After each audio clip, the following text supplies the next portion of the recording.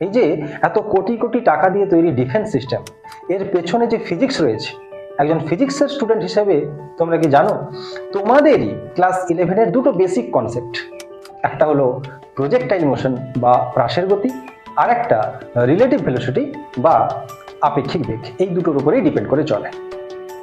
এবার এই দুটো বেসিক কনসেপ্ট কিভাবে একটা দেশকে রক্ষা করেছে, আজকের ভিডিওতে আমরা ওটাই দেখব।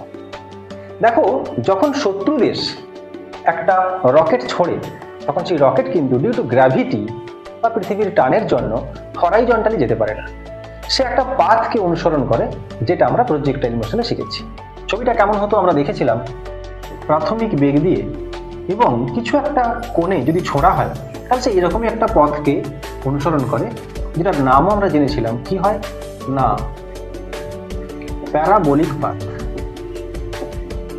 এবার আয়রন ডোমের প্রাথমিক কাজই হলো এই প্রজেক্টাইল মোশন যে বেসিক কনসেপ্ট, এর উপর ডিপেন্ড করে কিছু কাজ করা। কি করে না, যখনই রকেটটাকে ছোড়া হচ্ছে, আয়রন ডোমের যে র্যাডার সিস্টেম রয়েছে সে কি করে কয়েক মিলি সেকেন্ডের মধ্যে রকেটটাকে কত বেগে ছোড়া হয়েছে, রকেটটাকে কত কোণে ছোড়া হয়েছে, রকেট কোন জায়গায় গিয়ে পড়তে পারে এবং কত সময় পরে সে পড়তে পারে, এই সব কিছুই কয়েক মিলি সেকেন্ডের মধ্যে ক্যালকুলেট করে নেয়। এবার সে যদি দেখে যে রকেটটা একটা ফাঁকা জায়গায় গিয়ে পড়বে, তাহলে আর সে কোনো কাজ করবে না, রকেট ফাঁকা জায়গায় গিয়ে খালি খালি পড়ে যাবে, নষ্ট হবে।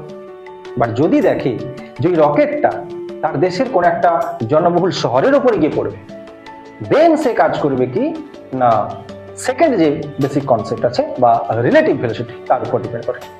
দেখো কি করবে, আমাদের যে আয়রন ডোম আছে সে একটা ইনসেপ্টর মিসাইল ছাড়বে বা মিসাইল একটা ছাড়বে।